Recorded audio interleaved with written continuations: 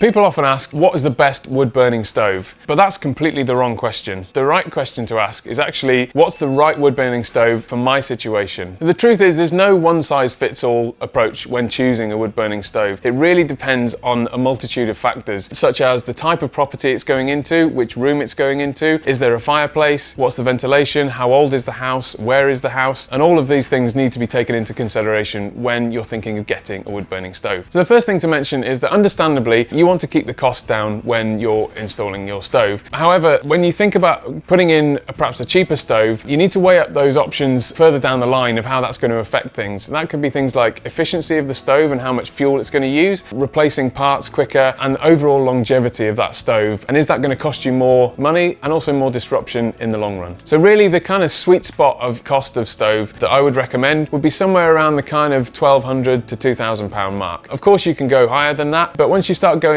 any less than that, then you can run into some problems with quality and efficiency. The next thing to consider really is, what do you want the stove to do? Is it just there for aesthetics, to look nice with the nice flame? In which case there are stoves for that. Do you want it to provide functional heat for a specific space in the house? Or do you want it to provide heat which spreads further around the home, heats more than just the area that it's in? So one of the really big factors that's going to determine which is the right stove for your property is actually the kind of property that it's going into. An old stone cottage is going to be very, very different from a super modern townhouse, for example. So the answer really is that the best stove for you is going to be the one that fits your criteria and suits the kind of property that you have. So if you have any quotes of people who perhaps don't offer this as part of their service and don't take all of this into consideration, then you really want to be asking the question, is this somebody who you want to be supplying and fitting your stove? This has big impacts on the overall running of the stove, your experience, as well as environmental impacts, and